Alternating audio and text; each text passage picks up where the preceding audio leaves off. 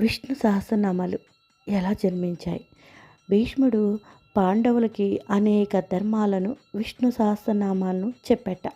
మాఘశుద్ధ ఏకాదశి నాడు చివరికి ఉత్తరాయణ పుణ్యకాలంలో వచ్చిన తర్వాతే విష్ణుమూర్తి సహస్రనామాలను కొలిచే విశ్వరూప సుదర్శనాన్ని పొంది తన ఇచ్ఛానుసారంగా తనువుని చాలించట. అయితే భీష్ముడు ఒక విష్ణు సహస్రనామాలను వెల్లడించిన రోజునే జయ ఏకాదశి మరియు విష్ణు సహస్రనామ జయంతి అని అంటారు. పెద్దలు చెప్తూ ఉంటారు కూడా. ఈ రోజున విష్ణు సహస్రనామ జపం చేయటం వల్ల సకల శుభాలు కలిగి జన్మాంతంలో హరి సాన్నిధ్యాన్ని కలుగుతుందని భీష్ముని ఉవాచ.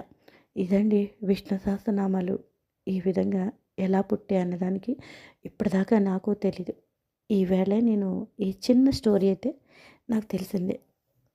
మా గుళ్ళో ఈవేళ స్వామివారికి హారతి విధంగా చిన్న వీడియో